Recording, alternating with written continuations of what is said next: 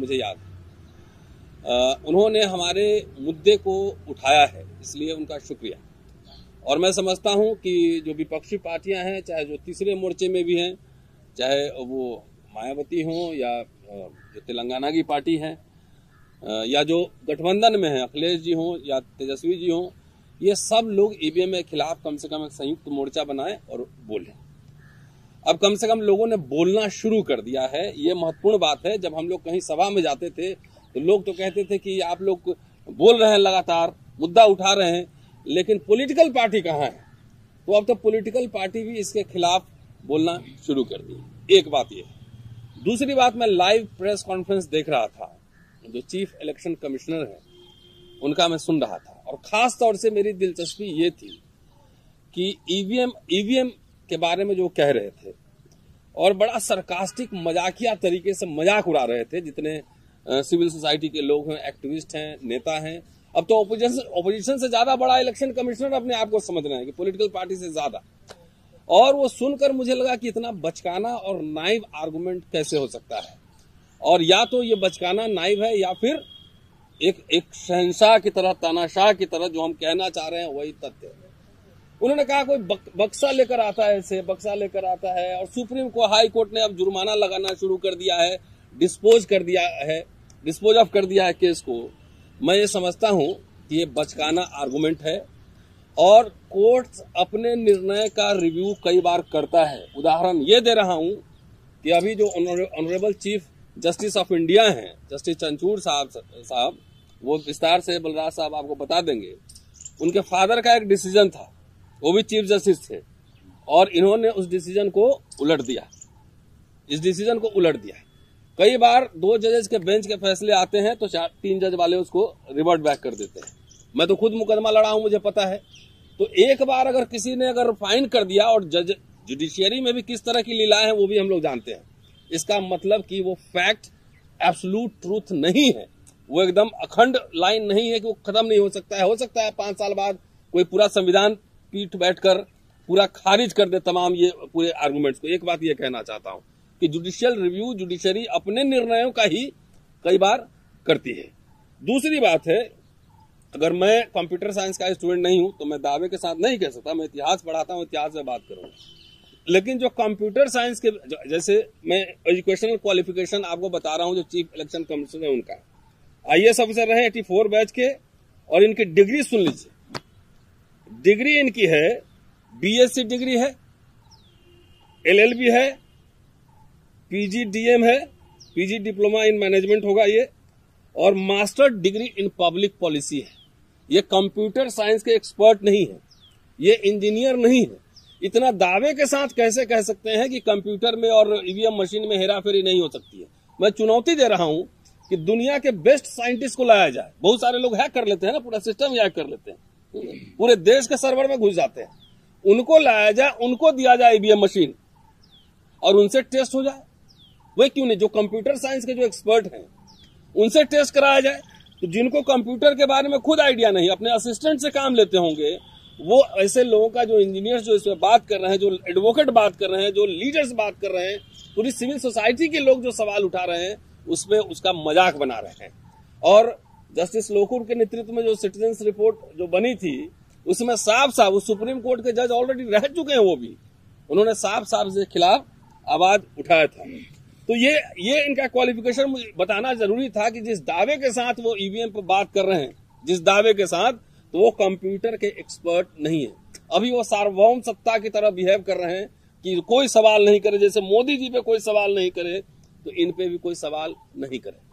भाई साहब, मैं तो पहले भी कहा था कि आपको देश में इंफ्रास्ट्रक्चर की कमी है, कोई कमी नहीं है।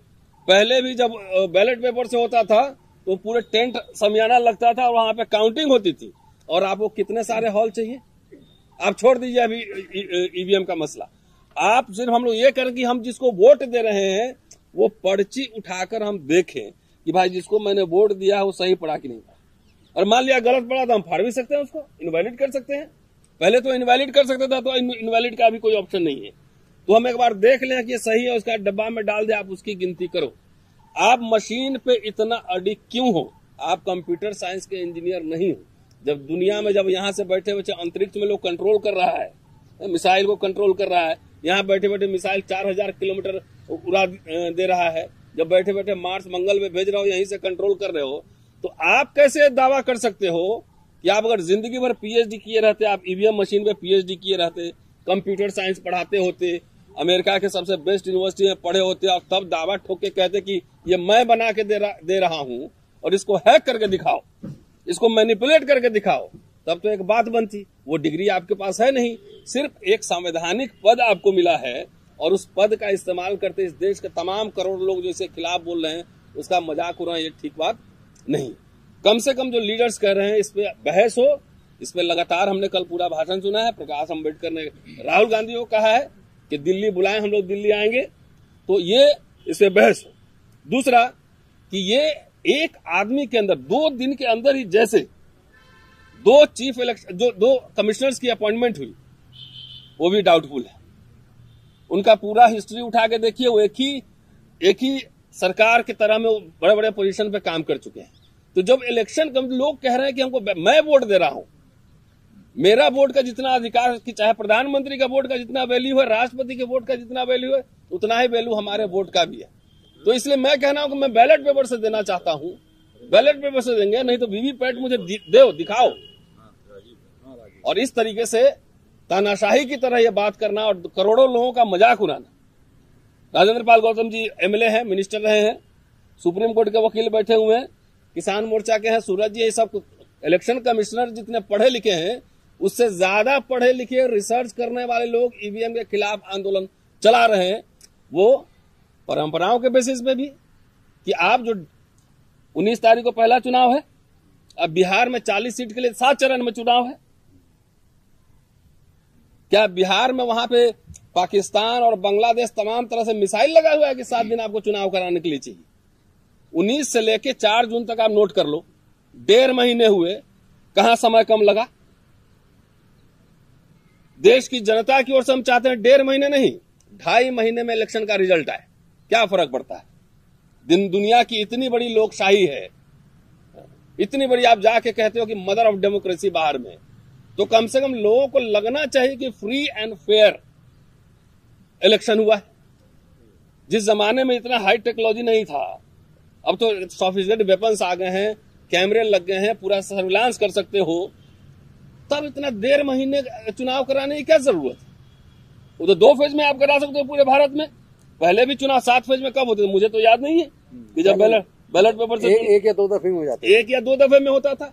तो इतना हाई टेक्नोलॉजी, सर्विलांस, इतना मशीन, इतना सोफिस्टिकेटेड आपके फोर्स हैं, उसके बाद अगर 7 चरण में करवा रहे हो 1.5 महीने तक, तो 1.5 महीना में जो 19 तारीख को जो वोट डलेगा उसकी काउंटिंग 1.5 महीने बाद होगी। उस बीच उसमें क्या होगा नहीं होगा इसकी गारंटी कौन ले सकता है?